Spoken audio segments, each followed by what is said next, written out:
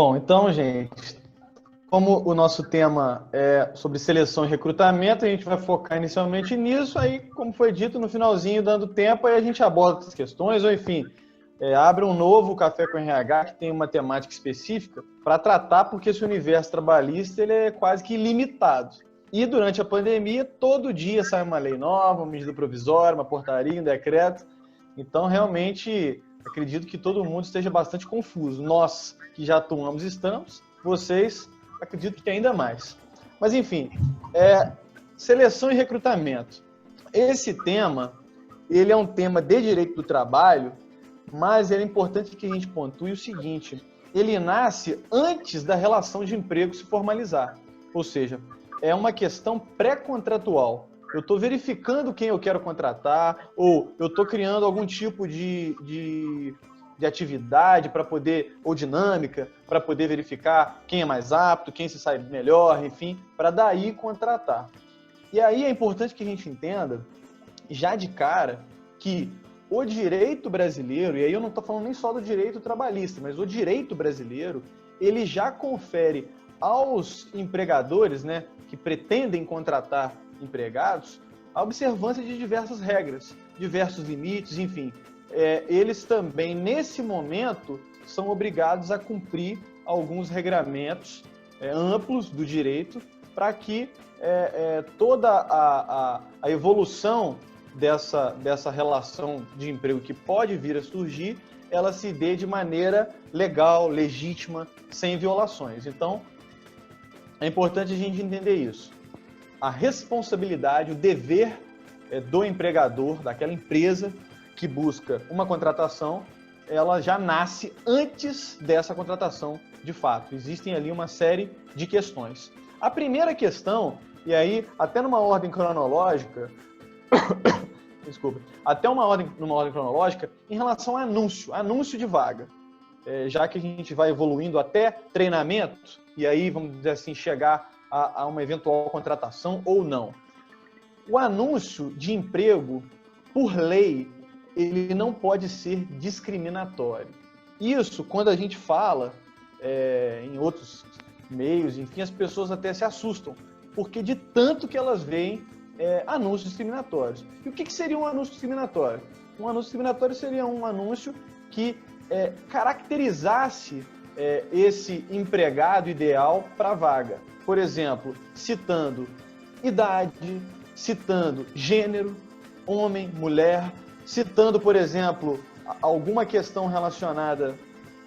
André, desculpa interromper, eu vou passando vários anúncios absurdos aqui, esse se chama Vagas Arrombadas no Facebook, para vocês verem. Pode ir falando aí.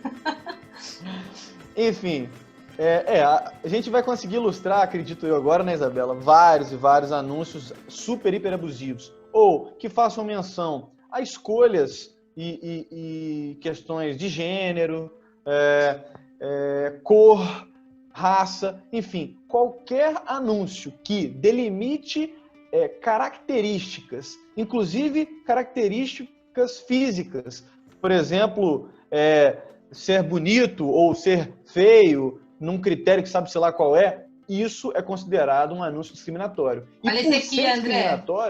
Esse aqui tá querendo uma pessoa babá que já tenha sido contaminada pelo Covid-19. Nossa senhora, gente. Enfim, são anúncios... Esse eu não diria nem que ele é discriminatório, né? Ele é só sem pé nem cabeça, né? Porque nem a janela imunológica correta a gente sabe, né? Se tem, se não tem, enfim. Esse aí tá querendo demais, né? Mas, enfim, a ideia principal do anúncio é descrever as atribuições da vaga e o que a empresa busca, mas de uma forma ampla. Proatividade, disponibilidade de tempo, é nesse sentido. Qualquer outra questão mais profunda, isso vai ter que ser averiguado internamente. A empresa não pode expor, como exemplo, num jornal, contrata-se garçons com 21 anos ou de 20 a 25 anos, homens que não sejam casados ou mulheres que não desejam ter filhos ou que não têm filhos. Isso é absolutamente discriminatório. E aí a gente pensa, poxa, é discriminatório, mas Qual seria, então, a sanção, né? Qual seria a punição que uma empresa poderia sofrer colocando esse anúncio? Isso, a partir do momento que fosse denunciado para o Ministério Público do Trabalho, que é a entidade responsável por fazer esse controle, né, de uma forma ampla dos direitos trabalhistas, ela pode sofrer aí autuação e multa. São multas consideradas pesadas. E aí a justiça depois vai ter que discutir se a multa é aquela, se tem que ser maior ou menor. Então é algo grave, é algo muito importante, porque gera uma diferenciação absolutamente ilícita, né? É um critério de distinção entre pretensos empregados, que é um critério que a própria Constituição Federal, ela já, de uma forma muito clara, demonstrou que não cabe mais no momento em que a gente vive. Esse tipo de discriminação racial, social ou algo nesse sentido. Então, em relação ao anúncio, não pode haver, de forma alguma, discriminação ali na caracterização. Mas, como tudo no direito, há uma ressalva. A ressalva é quando há uma justificativa razoável para tal.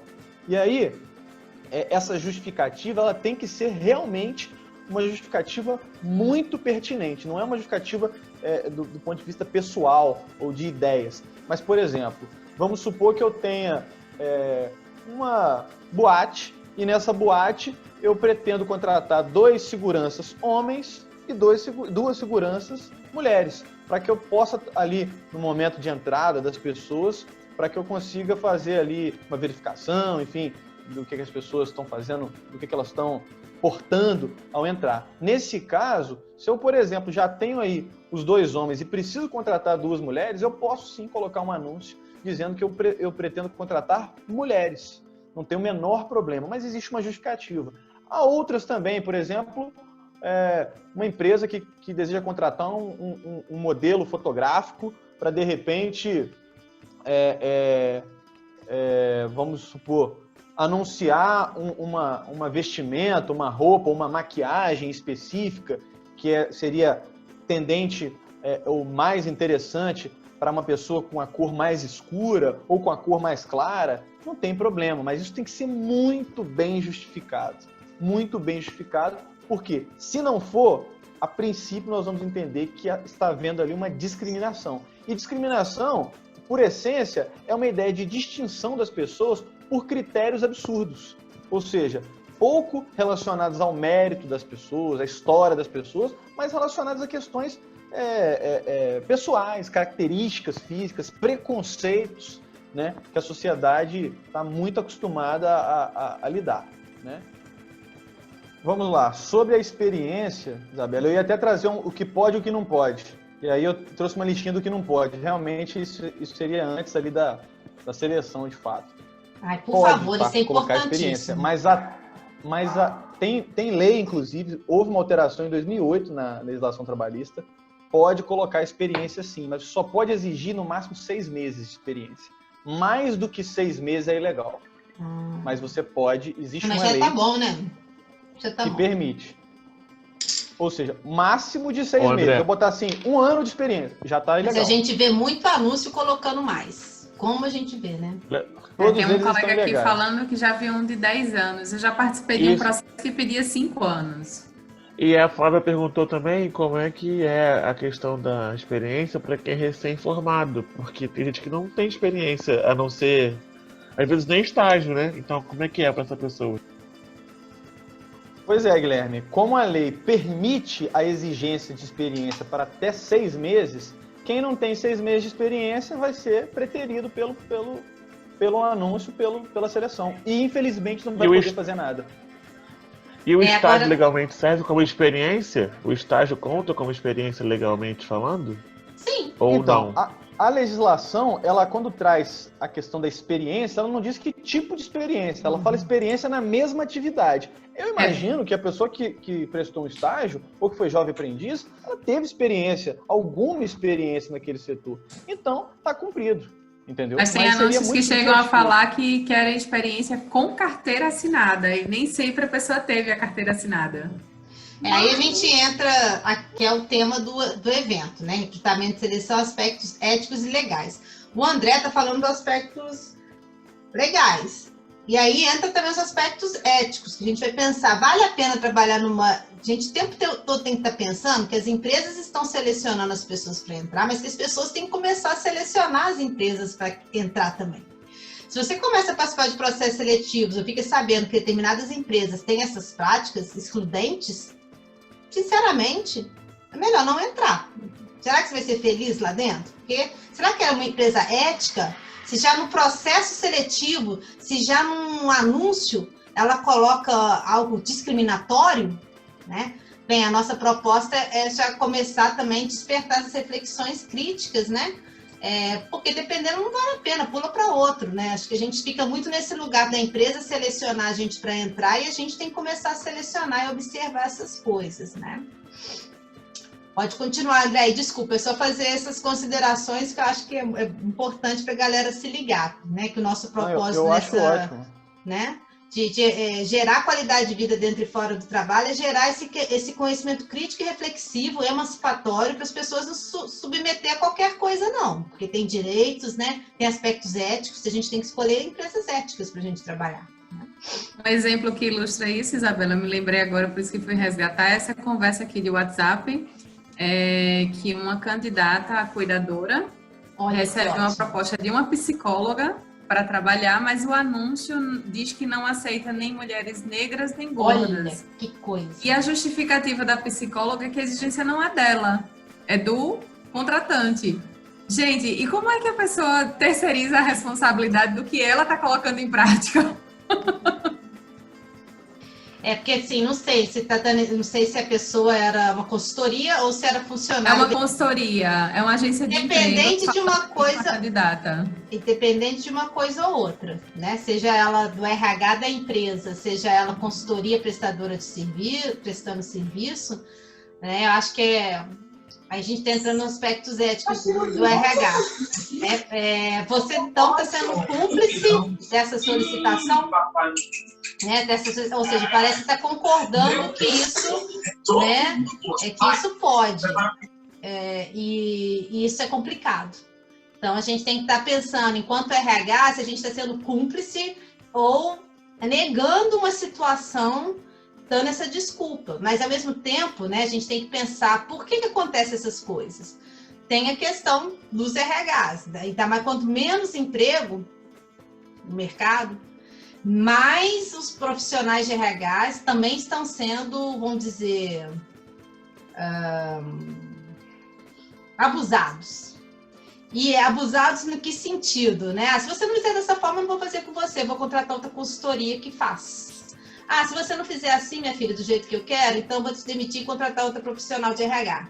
Então, a gente tem que pensar o contexto, tudo que está acontecendo, para entender o porquê que alguns profissionais de RH se submetem. Não que justifique, né? Não, a gente tem que ter um pouco de compaixão também com todos, né? Vamos dizer assim, no mercado. Entender as relações de poder, as relações de políticas, todas as questões aí que acontecem para, às vezes, um profissional de RH se submeter a determinadas situações que não é tão simples assim, né? Assim, eles também são ameaçados de serem demitidos se não cumprirem aquelas ordens, vamos dizer. Pessoal, perguntaram umas coisas aqui, André. Se trabalho voluntário também conta? Trabalho voluntário conta como experiência? Para mim conta, entendeu? Tem que saber se para o empregador conta. Para mim conta. Nossa, como deveria contar, né? Contratar. E a Sueli perguntou se alguma das atividades que você fizer tiver carga horária comprovada por um papel, um certificado, né? Isso também é válido como experiência, ou só se for formal, no caso. Depende da empresa, né, André? Depende do processo seletivo. Exatamente. A lei traz a palavra experiência de forma ampla. Então, a gente preenche ela com a subjetividade da palavra do jeito que a gente bem entender, com critérios razoáveis. Eu penso assim, eu acredito que quem, por exemplo, prestou um trabalho voluntário, certamente foi sem carteira, claro, ele teve experiência. O que eu não posso fazer é exigir mais do que 6 meses. Agora, se são 6 meses em carteira ou 6 meses sem carteira, acho até que dentro desse contexto, a gente não teria grandes problemas. Eu quero com carteira, eu quero sem, não tem problema. Agora, 1 ano, 2 anos, 10 anos, não. E isso, a lei já expressa de forma clara que não pode. É proibido exigir experiência acima de 6 meses. Na verdade, a lei em si, e aí a gente está falando aqui do anúncio, como até a Isabela trouxe, a Janaína trouxe também, anúncios absurdos. O problema é o depois do anúncio. Porque a princípio o anúncio ele é ok, ele é genérico, ele é amplo, e na seleção, enfim, daqui a pouco a gente vai falar, mas na seleção é que todo preconceito, toda discriminação vai reinar. E vai ficar por isso mesmo. Então, né? Sobre isso, a Jaciara falou aqui, ó, que ela sofreu isso no processo interno da empresa dela. Que ela foi procurar tentar entrar numa vaga de analista, e aí uma pergunta que fizeram para ela foi sobre se ela queria ter mais filhos. Porque ela já tinha um filho de 12 anos. E na sala só tinha ela e mais algumas meninas mais novas. E o cara perguntou só pra ela se ela ia ter mais filhos. Aí ela falou que não entendeu por que ela foi questionada sobre isso, entendeu? Por que ela teve que responder se queria ter mais filhos ou não. Isso aí, Jaciara, né, André? Fala aí, se puder gravar, tirar foto, entrar na justiça depois, assim, seria ótimo. Dentro de 4 paredes, né? Tudo acontece ali, né? Aquela salinha fechada, o ar-condicionado gelado. Isso configura um tipo de abuso, assim, de poder do entrevistador, da pessoa que está selecionando, porque ele está sendo invasivo nesse caso, né? Porque ela ter mais filhos ou não interfere no trabalho dela enquanto profissional, assim, né? Até um constrangimento moral, né, André? Talvez, assim, seja um constrangimento moral. Você tem que abrir... Imagina se uma entrevista coletiva, que tem várias pessoas juntas ali, determinadas perguntas que você, né, se sente... E nesse caso aí, realmente, fica a pergunta que o Guilherme coloca. É um constrangimento moral? É um abuso? É o que isso? Absolutamente, é um abuso dos poderes do empregador. Como num outro Café com RH, eu até tratei de uma forma mais rápida, que o empregador ele tem prerrogativas, ele tem poderes diretivos para gerir, para punir, para fiscalizar, mas, naturalmente, ele encontra limite nos direitos fundamentais das pessoas. Na honra, na imagem, na privacidade, na intimidade, no nome, enfim. Tudo isso é um limitador do poder do empregador. Então, nesse caso, essa questão que aconteceu com a Jaciara foi, de fato, algo ilícito. É algo discriminatório, é passível, sim, de indenização por danos morais, é também passível de penalização no âmbito administrativo, e aí por meio do Ministério Público do Trabalho, enfim, isso não pode acontecer. Agora, como a gente disse, isso acontece quando não tem câmeras, isso acontece quando tem 1, 2 pessoas ali na sala, e aí também ninguém quer, de alguma forma, se comprometer, né? Tem medo, enfim, de entrar numa lista negra. E aí eu até entro nesse ponto, Isabela, do que não se pode exigir. Um ponto é esse, importante. Além da questão da gravidez, qualquer informação, teste ou histórico é absolutamente vedado, porque é uma medida discriminatória. Eu até notei alguns outros aqui. Você também não pode apresentar uma certidão negativa de ações trabalhistas. Olha, eu nunca processei meus empregadores anteriores, tá aqui. Não, isso também é ilícito, isso é discriminatório. Eu não posso exigir que o empregado demonstre que jamais processou ninguém. Isso é discriminatório. Outra coisa, certidão do SPC Serasa, para mostrar que você é bom pagador. Isso também não. Para você ser bom pagador, é para você pegar um empréstimo, é para, de repente, você realizar algum negócio, a venda de um imóvel, a compra de um imóvel. Agora, para trabalhar, o fato de seu nome estar sujo não quer dizer nada, ainda mais no nosso país, com 60 milhões de nomes negativados. E André, em relação aos exames, eu fiz alguns exames, eu acho que muitos de vocês aqui também, para processo seletivo. E sempre me chamou a atenção que eu nunca vi uma guia de exame discriminando exatamente qual era o resultado que aquele exame de sangue buscava. Excelente pergunta, Janaína. Até agora para ver se você está grávida, para ver se tem Covid-19. Porque pode ser qualquer coisa. Como ele não discrimina lá qual vai ser o resultado esperado do exame, para que serve? Perfeito. Tem duas coisas que não podem constar nesse exame. O exame admissional, ele tem que ser feito demissional também, ponto. Mas é para testar a capacidade física do empregado para realizar o serviço. É para não demonstrar que ele está doente, incapacitado. Mas duas coisas não podem aparecer nesse exame. Qualquer questão relacionada à gravidez ou esterilização ou alguma coisa nesse sentido não pode constar, não pode ter exame versando sobre isso. E um outro também que é fundamental, que é exame de HIV. Também não pode fazer, porque é discriminatório. O resto, a empresa nem diz para que é o resultado do exame. Ela nem escreve, nem explica para o candidato. Pode ser qualquer coisa. Pode ter um HIV ali, né? Um reagente ali. Seletivo. André, até outra coisa também, os toxicológicos. Por exemplo, eu sei que pode para alguns, piloto de avião, piloto de helicóptero, operador de máquina, motorista, que realmente está colocando a vida de várias pessoas. Perfeito. Mas eu ouvi ontem, orientando uma monografia de uma aluna, que na empresa dela, eles de repente chegam na segunda-feira esporadicamente e fazem exames para, tipo assim, um pouco de ameaça para os funcionários. Tipo assim, se você bebeu muito ontem, a gente vai estar sabendo, você não vai diminuir sua produtividade se você tiver de ressaca aqui hoje. Então, já soube de uma empresa do segmento de petróleo que fez isso. Gente, olha que absurdo! Olha que absurdo! Eu fiquei de cara quando ela falou isso. É um terrorismo para as pessoas não beberem no domingo para não, tipo assim, não ter um... que isso vai afetar a produtividade, né? Assim, na semana... Sim, eu não entendi, sinceramente. Pode toxicológicos em que contextos? Você disse muito bem, nesses contextos em que a própria natureza da função desempenhada, ela já automaticamente lida com terceiros ou ela é responsável pela vida e integridade de outras pessoas. No setor do petróleo, como também ali, não no onshore, né? Na base, mas para embarque, com certeza também pode-se pressupor a ideia de realizar esse tipo de exame.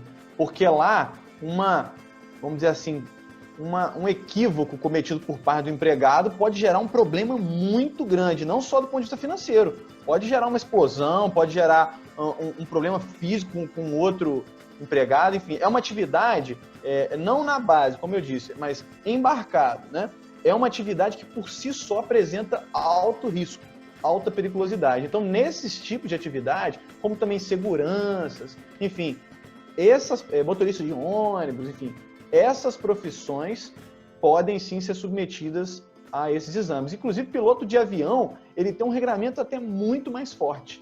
Tem países que exigem antes e depois do voo, para se ter uma ideia, porque ele poderia muito bem beber durante o voo. E isso seria algo muito complicado, porque, olha, imagina, se ele não está bem. Agora, essa questão do álcool, até de drogas, é uma questão importante. Não é necessariamente o tema agora, mas a gente tem que distinguir uma coisa que é a embriaguez habitual e a embriaguez no trabalho. Embriaguez habitual é uma doença. A Organização Mundial de Saúde considera doente, por exemplo, quem é alcoólatra. Isso é uma doença. O empregado doente, ele tem que ser afastado das suas funções e encaminhado para tratamento no INSS. O empregado que aparece eventualmente na empresa embriagado, bêbado, aí ele já está sujeito à punição, por exemplo, até por justa causa. Existe essa hipótese como falta grave dentro do ambiente de trabalho. Mas essa diferenciação é muito importante. Primeiro, a natureza da função exige dele uma plena faculdade mental e física, ponto. E essa embriaguez, ela é eventual ou ela é uma embriaguez habitual? Se é habitual, ele é um funcionário que está passando por um momento de doença, como um quadro depressivo, como um câncer, é uma doença. Agora, eventualmente, aparecer na empresa, e aí isso acontece... Nós verificamos, às vezes, sexta-feira, o funcionário sai para a hora do almoço e já toma ali 1, 2 cervejas, já começa a se embalar para o final de semana. Se ele voltar para a empresa, prestar o serviço dele de maneira perfeita, é lógico, sem bafo, sem odores, não tem o menor problema. O empregador, inclusive, jamais vai saber que ele consumiu álcool. Agora, se ele voltar para a empresa e aí criar aquela confusão generalizada, começar a cometer falhas infantis em razão do seu estado mental, aí a conversa já muda. Então, esse é o ponto principal. Então, assim, para ficar claro, pessoal, eu acho que você foi bem focado, né, André? No caso que essa minha aluna perguntou ontem, na base, não é offshore, e que eles fazem isso com regularidade. Pede exame para ver se a pessoa... E é o que você falou, nesses casos, se a pessoa tem o costume de chegar, arranjar confusão, trabalhar a produção, isso é cabível de punição, afastamento e tal.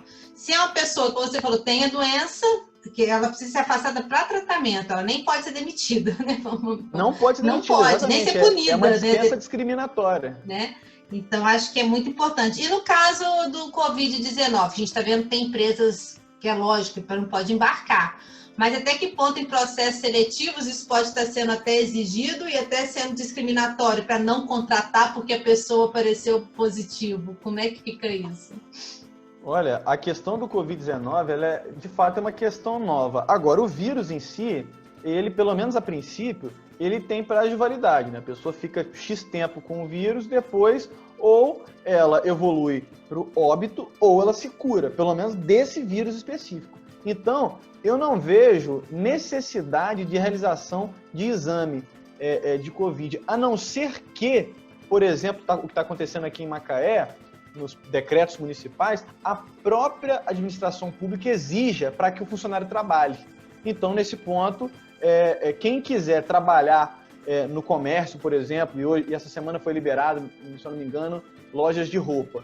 Os empregados e o dono do estabelecimento, eles têm que fazer o exame e guardar o exame lá dentro do local de trabalho. Porque se a fiscalização comparecer, eles têm que apresentar dizendo que não tem o Covid-19. Mas isso é por uma questão de saúde pública, não é necessariamente algo ligado à capacidade do empregado de trabalhar, ou o mérito, ou a técnica apurada ou não. Então, no sentido de saúde pública, em sentido amplo, acredito eu que o exame de coronavírus pode, inclusive deve, seria até bom que ele fosse realizado aí com empregados, porque vão lidar de repente com o público, com outros funcionários, mas nunca de maneira abusiva, né? No sentido de coação, olha, você tem que fazer, não é bem assim, tudo isso tem que ser dialogado. Essas empresas que, por exemplo, fazem esses exames surpresa, tudo bem, elas podem fazer, entendo eu que é algo muito abusivo,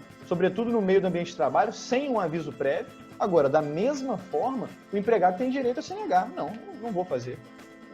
Ninguém é obrigado a fazer exames, salvo aquelas profissões realmente muito específicas que atraem na sua natureza o risco, né? Seja para si, seja para terceiros. André, Oi? Nós temos duas perguntas aqui. A Nídia falou que algumas empresas costumam ver redes sociais e perguntou se isso é uma forma legal de te analisar enquanto profissional. E a Bruna também falou aqui que parece que o STF reconheceu o Covid como acidente de trabalho. E aí como é que fica essa questão, né? Para as pessoas que pegam Covid no serviço. As redes sociais, André, até só para complementar, já tem aplicativos, sistemas, né, que as empresas contratam para fazer uma análise do perfil comportamental da pessoa, o que eu acho um absurdo, O que postam, o que seguem, o que costumam escrever e tudo mais. Se você apareceu 3 vezes com um copo de cerveja, você já é classificado como alcoólatra, vamos dizer assim, né? A forma como esses sistemas, esses aplicativos, assim, é um absurdo. Eu estava analisando não vou falar o nome, que é super usado. Fui conversando com uma amiga da área de RH que parou de usar porque começou a ver o nível de análise muito superficial do comportamento das pessoas.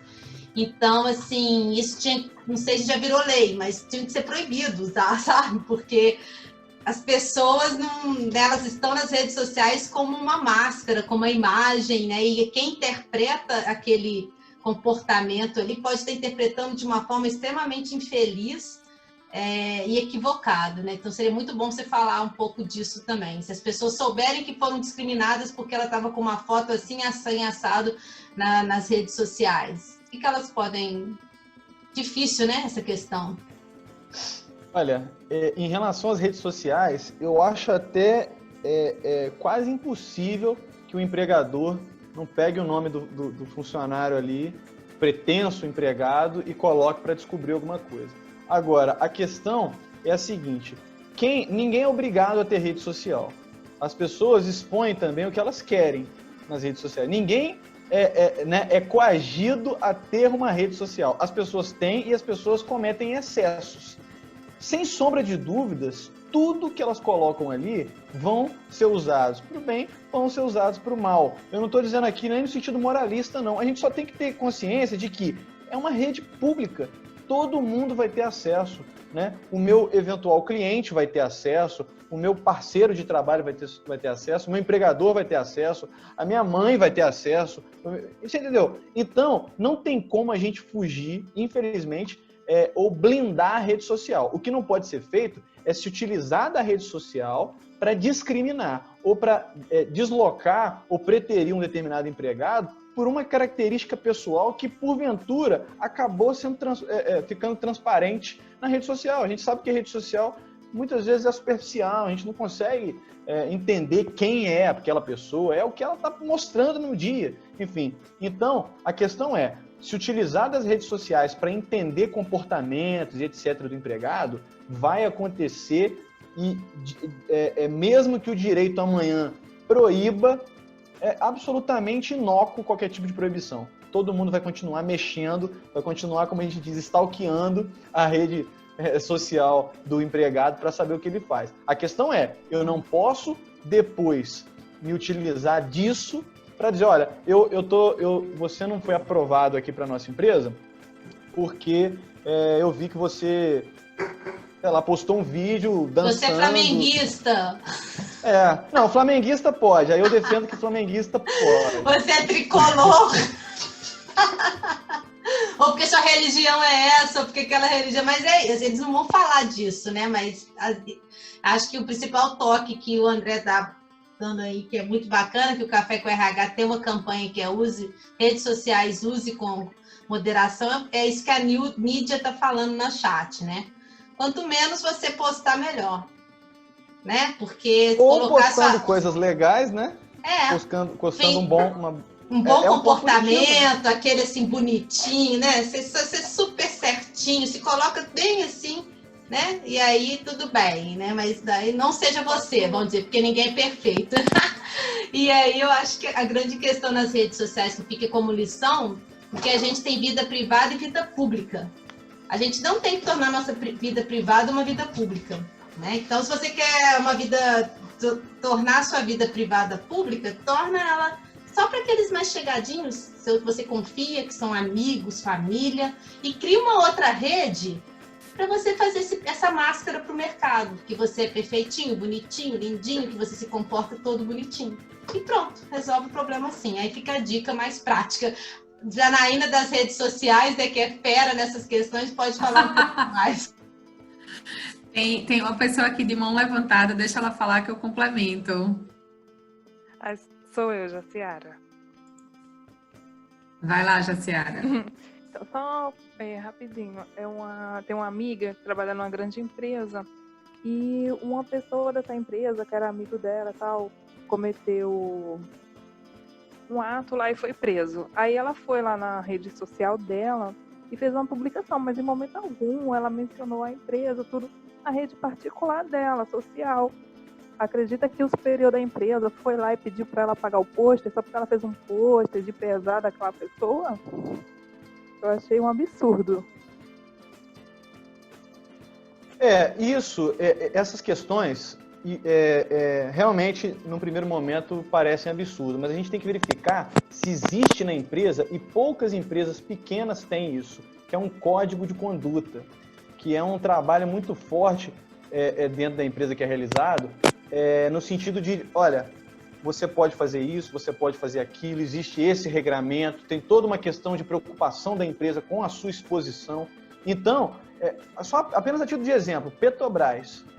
O empregado da Petrobras, por questões internas, regramentos internos, ele não pode ficar se enaltecendo como uma pessoa que trabalha na Petrobras. Ele não pode, ele naturalmente pode se identificar, eu sou funcionário da Petrobras, mas ele não pode se utilizar da Petrobras, ou do cargo que ele possui na Petrobras, para tecer determinadas informações. Ele não pode fazer isso. Então, vai depender muito do regramento dos códigos de conduta e compliance dentro das empresas. Se as empresas têm um código de conduta congruente, algo que de fato respeite limites legais, não seja algo absurdo, né? Enfim, aí é um tema muito, muito específico até para um próximo Café com RH. O que pode entrar, o que não pode entrar, mas enfim, a depender do código de conduta, ele pode sim ser punido ou pode sim vir até tomar uma justa causa. Tem empresas que estão criando códigos de conduta nesse momento até em relação à exposição do empregado fora da empresa, em aglomerações, em festas, no meio da pandemia. Tem empresa que está entendendo que se amanhã ele posta uma foto fazendo festa, ele, querendo ou não, representa essa empresa. Isso pode pegar muito mal. E aí eu tenho um exemplo muito bom não, um exemplo péssimo, né? Que foi o que aconteceu na Copa do Mundo da Rússia, que um grupo de torcedores brasileiros começaram a brincar lá, a falar coisas absurdas para uma mulher, né? Aquilo foi filmado, criou uma repercussão péssima, ele era de uma grande empresa, ele foi demitido. Então, eu tenho certeza que essa grande empresa tinha muito bem um código de conduta bem definido, dizendo que, olha só, tudo bem, a sua vida privada é a sua vida privada. Agora, existem limites, porque uma hora o ato da vida privada vai repercutir na empresa. E se repercutir de uma forma absolutamente negativa, ele pode sofrer consequências. Então, assim, cada caso a gente tem que tratar de uma forma muito específica, mas é impossível a gente traçar um norte exato, né? Janaína, você ia comentar? Sim, complementando esse assunto das redes sociais, se eu não estou enganada, o ano passado teve um caso de grande repercussão de uma candidata a uma vaga de emprego do Texas, que tinha uma foto nas redes sociais de maiô e segurando uma cerveja. E a empresa que estava fazendo o processo seletivo dela replicou a foto dela para as redes sociais dizendo: isso não te ajuda. Nossa Senhora. E ainda respondeu a reportagem dizendo que esse não foi o motivo da pessoa ser declinada do processo seletivo. É conflitante isso. Embora que quem tem um perfil em qualquer rede social, se não lê o termo de aceite do que está por trás de ter aquele perfil, não é privado o seu conteúdo. E ninguém lê, né? E ninguém lê. Então, isso dá o direito de qualquer pessoa pesquisar sobre você. Você, quando declarou que você é daquele jeito, que você se expôs naquela foto, que você se expôs com aquela voz, que você se expôs naquele vídeo, é sua marca pessoal. Eu falo muito sobre isso nas minhas consultorias. Não existe uma divisão entre quem é Janaína pessoa e quem é Janaína profissional. Você é uma coisa só. Hoje a leitura é essa. E você está dando de bandeja a informação que você quer que as pessoas tenham sobre quem é você. Ninguém nem pediu, mas você está dizendo indiscriminadamente qualquer coisa sobre você. Como você se comporta quando você quer se queixar de uma marca e vai lá no Reclame Aqui. O quão você é respeitoso ou não na situação conflitante, o quanto você sabe lidar com situações constrangedoras, o quanto você sabe valorizar o que é importante no outro. O seu português também, né? Se é adequado ou não, né? Sim, sim. Então, tudo isso conta em favor da sua imagem e não é só da sua imagem pessoal, não. É a favor ou contra da sua imagem em qualquer esfera que ela esteja sendo avaliada a quem tiver interesse. É porque o Facebook, ele distribui essas informações, né? Assim, a gente vê o Great Hacker, aquele filme, né? Entre outros que estão denunciando essas situações, né? Fica aí a dica, né, para ver o Great Hacker, que é excelente, fala de tudo que a Janaína está colocando, e as redes sociais, isso que ela está falando. A gente não sabe até que ponto as redes sociais estão vendendo essas informações para empresas como esse sistema, que eu não vou falar o nome, que tem grandes empresas usando para ter o perfil das pessoas nas redes sociais. né? Quem está passando essa informação, né? Se não é a própria pessoa. A empresa não não é amiga da pessoa que vai entrar no processo seletivo. Então, como que ela está sabendo dessas informações que estão nas redes sociais? Né? Se ela, não, por exemplo, não exigiu que você passasse qual que é o seu Facebook, qual que é o seu... Então, tem como acessar. Né? Tem aplicativos, tem sistemas sendo vendidos. E quando a gente não assina no contrato, né? Como a gente assina o contrato com o Cordano, a gente está disponibilizando essas informações. Então, é um bom tema aí para um próximo café para falar só disso. Né? Porque a gente tem que ficar mais esperto e querer aparecer menos, né? Porque a gente expõe demais coisas que a gente não precisa expor para todo mundo. A gente tem uma vida privada, né? E a gente tem que respeitar. É importante para a nossa qualidade de vida que a gente tenha privacidade também. Não é só publicidade. Aprender bem. Vamos agora pro anunciou. O anúncio tá legal, tá tudo certo.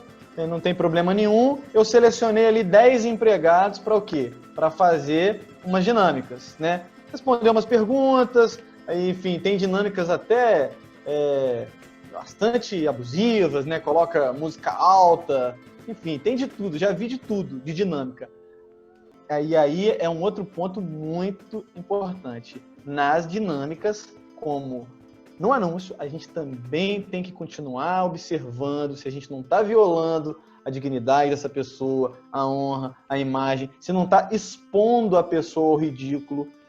Uma coisa importante, a pessoa tem que ter o direito de sair daquele certame a hora que ela quiser, de desistir. Não é uma prova do líder do Big Brother. Não, aquilo ali é um procedimento para que a empresa conheça melhor os seus pretensos empregados. Não é para descobrir quem sobrevive e quem começa a chorar. Não é para isso. E a gente vê algumas dinâmicas que realmente submetem o empregado a uma situação de estresse, de culpa e de pressão. Tem gente que chora, tem gente que desmaia, tem gente que passa mal. Tipo, no limite, né? Pelo amor de Deus, né? É cada coisa. Então, em relação a essas dinâmicas, é fundamental que, primeiro, antes de tudo, e aí é até uma recomendação do direito, né? Da advocacia. Olha, vai acontecer uma dinâmica do dia tal ao dia tal, você assina aqui um termo dizendo que você quer participar dessa dinâmica, a dinâmica vai ser assim, assim, assado, explicitando minimamente o que vai acontecer. Não é para que a pessoa se prepare antes, não é, mas para ela saber se ela está afim daquilo ali ou não. Como eu digo, em relação a uma dinâmica que exige que a pessoa faça alguma dança ou cante, ninguém é obrigado a fazer isso. Há ali uma pressão, um constrangimento. Uma vez, quando eu entrei na faculdade, no final do ano, eu e mais uns amigos, a gente queria fazer um dinheiro, né? Não tinha estágio, e aí a gente resolveu trabalhar em dezembro numa loja grande de roupas em Macaé, para fazer um dinheiro, enfim, nesse momento. A dinâmica que a gente passou foi um negócio, eu não vou dizer jamais qual foi a empresa, né? Até por uma questão ética, mas olha, teve gente ali que só faltou desmaiar, porque assim, uma pressão, música alta e sabe, eu fui obrigado a cantar, mesmo sem querer cantar, mas se eu não canto, aí é aquela coisa, né?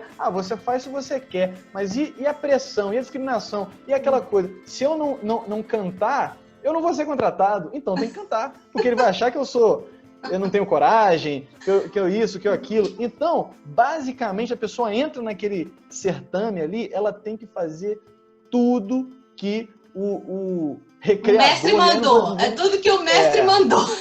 Eu não chamo nem de empresário mais, eu chamo de recreador, né? O recreador tem que... E aí chega num nível que quem não cumpre, quem dá para trás, opa, não, isso aqui eu tenho certeza que não passa. Eu tenho certeza que não passa, não é contratado. Por quê? Porque, de repente, você não demonstrou isso ou aquilo outro. Então, assim, a gente tem que ter um cuidado muito grande com essas atividades, com esse recrutamento. E assim, você falou muito bem, André, assim, tem muitos profissionais de RH que não foram preparados para saber o que é dinâmica de grupo, para saber como usar. Então, usa de uma forma realmente muito infeliz, né? E eu acho que eu dei exemplo no Café com RH na semana passada também, já trabalhando, mas falavam que eram dinâmicas motivacionais dentro da empresa, e que a gente tinha aqui, quando chegava o CEO da empresa, ficar levantando pompom para as filmagens, se a gente não quisesse levantar o pompom, aí o supervisor vinha quase a mobiliscão na gente, falando, ei, levanta o pompom, né? Grito de guerra, era call center, né? Acho que eu falei. Então, assim, tem coisas que não pode cair na banalização, que é normal, que pode ser exigido e que é assim, né? E pronto, a gente tem que saber. E você pode estar no meio do processo seletivo, se você não estiver precisando tanto, pede licença. Pede licença e fala, olha, não acho isso muito legal, não estou a fim de participar disso, estou achando abusivo e tchau, fui. Eu não quero trabalhar numa empresa que, né, já começa assim, eu estou entrando e sendo exposto ao ridículo em algumas... Então, eu acho que tanto para os profissionais de RH que estão aqui ouvindo a gente, né, é importante ter essa noção, o cuidado de pensar as dinâmicas, o quanto que as pessoas estão sendo constrangidas ou no sentimento de abusadas nesse sentido, quanto para as pessoas que estão participando de processos seletivos, de saber que tem coisas que assim, não pode, que é constrangedor mesmo, que você não precisa se submeter a isso, se você não precisa tanto daquele emprego, né? Muita gente a gente se submete porque a gente está desesperado, né? Mas se você não tiver nessa condição, não se submeta, né? Vamos dizer assim, eu já me submeti por situações que eu estava desesperada, mas hoje, né, fui estudando e entrando para essa área da psicologia organizacional de trabalho e RH para entender o que é isso, por que está chamando de dinâmica motivacional uma coisa abusiva, uma coisa exploratória, e que não é nem um pouco motivacional, que só vai gerar muito mais adoecimento, igual lá, ranking que eu falei também de quanto menos tempo você ir ao banheiro ou descansar, você vai ganhar um prêmio, se você tinha 30 minutos de descanso. Olha que coisa abusiva. Chamar isso de dinâmica motivacional é uma dinâmica abusiva, né? Exploratória, e que as pessoas não têm que se submeter, né? Quais são os limites de testar conhecimento num processo seletivo? Pergunto isso pelo seguinte, eu mesma já participei de um processo seletivo que eu recebi um case real que eu tinha que apresentar um planejamento. E na hora a minha vontade foi dizer assim, a gente pode dar uma pausa agora nessa seleção, nessa conversa, para a gente combinar os termos do quanto isso aqui viraria uma consultoria para vocês, porque eu ia dar um trabalho, pronto. Quais são os limites de testar conhecimento num processo seletivo? Olha, difícil. Algo sobre isso? Não existe, é dificílimo. Tem empresa que vai explorando, redação, né? Classicamente se faz redação, teste grafológico. Me ajudem aí, pessoal. Há muito tempo eu não fiz mais processos seletivos, mas assim, eu acho que ainda hoje algumas empresas fazem redação, outras já aboliram. Avaliação de assessment, que vai ver o comportamento das pessoas mediante situações que são colocadas numa frase para ela pensar rápido e dizer, mas assim, não é exatamente o conhecimento técnico isso. E eu falo de empresas que aplicam algum tipo de avaliação de conhecimento técnico. Pegar uma planilha para provar que sabe usar o Excel, colocar fórmulas. Isso aí, Janaína, pode, né? E tem situações que realmente a empresa precisa saber se a pessoa sabe analisar, criar gráficos, se ela consegue fazer análise. Mas eu entendi que o que você está falando é uma situação muito maior, que dependendo do que você vai gerar uma solução, né? Isso. Você vai gerar um produto, você vai gerar um serviço, né? E eu acho que as pessoas têm que ter mais maldade na hora que está participando do processo seletivo, até nesse sentido também, que eu falei anteriormente, de desespero ou não, e sacar isso. E se você sacou, vê aquela intuição, peraí, isso está demais, talvez não vai participar, ou vai arriscar e vai fazer. Acho que não tem essa, não sei se o André concorda comigo, saber esse limite do que se pode ser exigido, até onde vai essa exigência do conhecimento técnico, você está falando mais do técnico, né? A gente falou do comportamental, porque também isso que nem a colega colocou ali, as dinâmicas, eles falam que são ferramentas para avaliar se aquele candidato é extrovertido, tem iniciativa, se não é tímido. Sim, né? É para avaliar isso, mas tem dinâmicas menos abusivas, dinâmicas, né, mais abusivas. Da mesma forma, eu não sei, André, o que você acha disso, mas do ponto de vista ético, acho que não tem nada que faz essa limitação da exigência de conhecimento de provas, de projetos, criar projeto, não sei. Nunca vi isso como uma coisa não pode pedir em processo seletivo.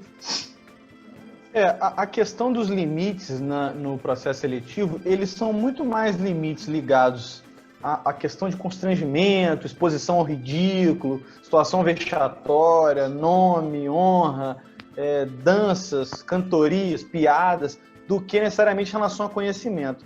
Em relação a conhecimento, em tese, não haveria aí nenhum problema. Agora, é fundamental que a empresa, antes de realizar, de iniciar essas etapas, ela deixe claro para o pretenso empregado ali, olha, vão ter 3 etapas, vai ser uma nessa semana, outra na semana que vem, outra, para que a pessoa, e aí eu acho que foi até a Jaciara, né, a questão do feedback, a pessoa participa de várias dinâmicas e várias etapas e não fica sabendo de nada depois, né? Não sabe se tem mais uma, se não tem, se já acabou.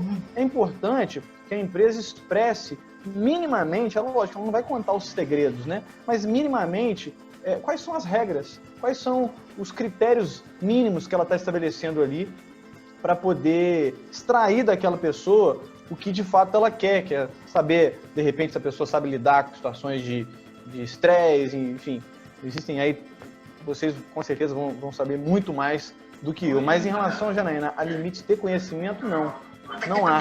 Agora, a gente não tem que confundir com uma prestação de serviços por um tempo alongado, porque senão é uma dinâmica que está durando 6 meses, daqui a pouco você vai buscar o reconhecimento do seu vínculo de emprego. Está 6 meses trabalhando para a empresa, até agora essa contratação não aconteceu. Não, isso tem que ser um período de teste, de experiência, algo rápido. Por quê? Eu até falei a palavra errada, experiência não, porque para experiência existe contrato de experiência. É um período de teste, basicamente. Porque se passar muito disso, aí eu falo em relação à regularidade e tempo. 1 mês, 2 meses, de uma maneira regular, segunda, terça, quarta, quinta. Opa, a gente já está percebendo que, na verdade, há um vínculo de emprego aí, muito antes de te contratar, né? É diferente. Então, é importante que seja, de fato, algo... E aí eu falei experiência, eu falei mal, mas algo experimental. Vamos saber o que a pessoa reage aqui com meia dúzia de dinâmicas. Experiência, aí é um contrato de trabalho. Alguma coisa? Nesse aspecto que eu já nem lembro mais quem pontuou, de que, acho que foi você, Isabela, de que o poder está com quem é o recrutador, né, de conhecer os perfis. Eu diria, Guilherme, que isso é um assunto até mais de, em vez de ser só de competição, é um assunto mais de educação básica. Não tem muito tempo, as minorias não estavam numa sala de aula. Um surdo-mudo, um deficiente físico, uma pessoa com síndrome de Down, um autista, a mulher um negro, mesmo. depois a mulher. A mulher. E esses profissionais de RH, se eles não têm um código de conduta bem estabelecido, formas de aplicação e de averiguação do cumprimento dele, mais um processo bem desenhado de como se faz o recrutamento e seleção daquela empresa versus a cultura que ela valoriza e a personalidade que ela tem de fato, saindo do papel e sendo vivenciada, dá margem para qualquer coisa acontecer. A pessoa pode, e aí a gente tem um exemplo do banco, né, Isabela, que pregava, o Itaú que pregava a diversidade, mas fatalmente num processo seletivo dele, em que passou 175 trainees, não tinha um negro representando nem sei, me perdoem se é assim que eu posso falar, representando a etnia, né? E mulheres também, pouquíssimas mulheres no banco. Exato. E assim, o banco até foi bem orientado na hora de se posicionar, a forma que foi escrita foi muito bonita, né? Se de fato aquilo realmente vai repercutir para dentro e vai mudar a história do banco nisso, que ele chega a dizer o seguinte, o porta-voz do banco, que de fato, pela comunidade negra representar o maior percentual de brasileiros, se eu não me engano, chega próximo de 60% dos brasileiros serem negros, o dado atual, eu não tenho certeza agora. Então, esse número não estava bem representado no processo seletivo de trainee, não ter nenhum trainee negro. E que, por mais que eles tivessem feito mudanças de um ano para o outro, para que o processo fosse inclusivo, dando oportunidades para negros se inscreverem, mesmo assim esse número não tinha sido alcançado. E que isso serviria de novo aprendizado para eles, mudarem as formas de fazer o recrutamento de trainee para que esse número venha a ser expressivo no ano seguinte. Quer dizer, foi bem posicionado o que ele respondeu, eu não acompanhei mais depois se teve ou não teve mudanças, né, de fato, mas é uma coisa que, como se diz, é educação básica, veio de berço. Quem aqui estudou com alguém que tinha uma ciência? Eu mesmo não estudei com ninguém na minha vida inteira de educação fundamental. Sobre deficiência, eu lembrei de um fato. Esse é só um exemplo, né? Sem citar as outras minorias. Apenas em relação ao feedback, foi a Jaciara que trouxe, tem empresas que não dão feedback, né? E aí você não sabe se passou, se não passou, ninguém é obrigado a dar feedback, é mais uma questão ética, né? Poxa, a pessoa se comprometeu, etc e tal, dá uma resposta para ela. Agora, pior do que a ausência do feedback, eu acho que é pior, tá? É aquele feedback assim, infelizmente você não se enquadra no nosso perfil. Acabou. Atrás disso daí, eu posso estar sendo racista, posso estar sendo homofóbico, posso ter julgado uma foto sua na rede social, eu posso ter colocado sua vida de cabeça para baixo. Eu vou usar essa frase super, hiper genérica, ampla e inofensiva para poder esconder os meus preconceitos e esconder o porquê eu não te contratei. E às vezes você quer mesmo saber, de repente, poxa, o seu inglês não está muito bom, ou sei lá. Esse feedback também até com medo, e aí tem uma orientação jurídica por trás, ele não é um feedback verdadeiro, ele é uma resposta padrão. Então, assim, em relação ao feedback, eu acho que esse é um ponto importante, porque a questão do trainee do Itaú, eu tenho certeza que o anúncio do trainee do Itaú não foi discriminatório, mas o processo em si, ele está ali enraizado. É a subjetividade, né? É carregado de subjetividade dos recrutadores, da cultura organizacional, né? E que, enfim, não é complicado. O anúncio não é discriminatório, mas o resultado é fácil a gente perceber que foi ou não foi discriminatório. Às vezes poucas pessoas diversas, né, participaram também, enfim, mas é um ponto que a gente tem que analisar. E aí, como a Janaína trouxe, a questão do próprio banco ter externado uma mensagem a respeito disso, uma justificativa. Eu não sei até que ponto isso seria um compromisso com a diversidade, com a igualdade de direitos, ou se seria também pura e simplesmente uma medida de marketing. Porque, querendo ou não, no momento que a gente vive, tem empresas se valendo aí de algumas campanhas em dias específicos para dizer que aqui nada disso acontece, aqui é tudo maravilhoso, todo mundo se ama, se dá as mãos, quando na realidade a gente percebe aí inúmeras práticas ofensivas. Agora, se for uma medida de marketing, que seja um marketing bom também, positivo, né? E que isso transforme as empresas por dentro, né? E não apenas a sua aparência para fora. Um último tema, bem rápido, que é para fechar mesmo, Isabela, que já são 9h50, traçando o caminho, né? Anúncio, recrutamento, e aí tem um ponto específico, que é a seleção ou não, ou seja, eu confirmo que você vai ser o meu empregado. Eu mando um e-mail para você, parabéns, você foi aprovado, enfim, no dia X você vai na empresa, e a empresa, porventura, depois dessa comunicação formal, ela desiste de contratar. Acontece alguma coisa, uma perda orçamentária, e aí, como fica?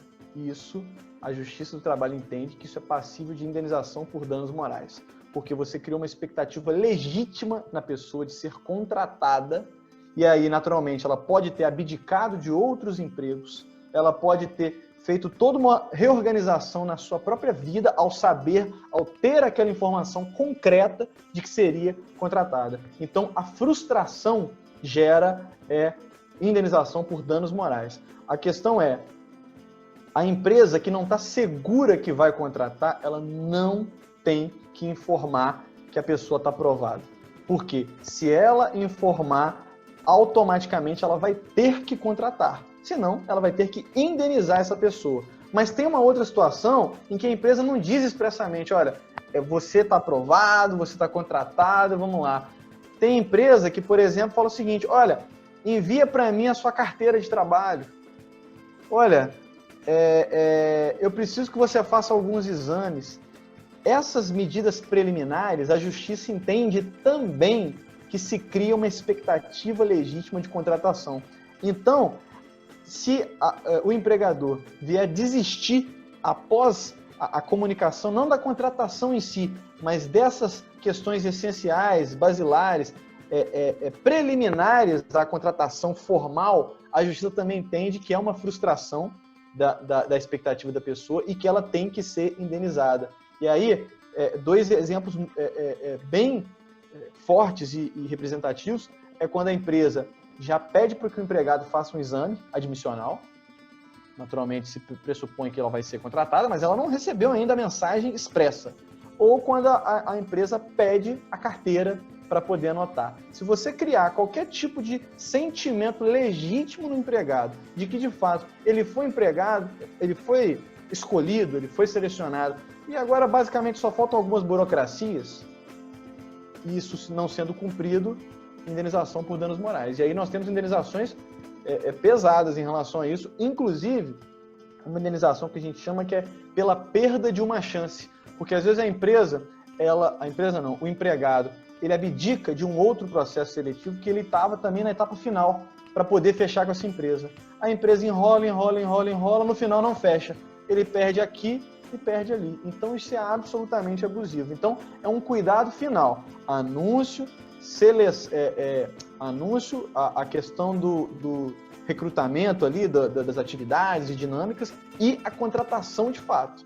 Se vai ser formal ou se vai ser subentendida. As duas podem gerar grandes problemas no justiça do trabalho.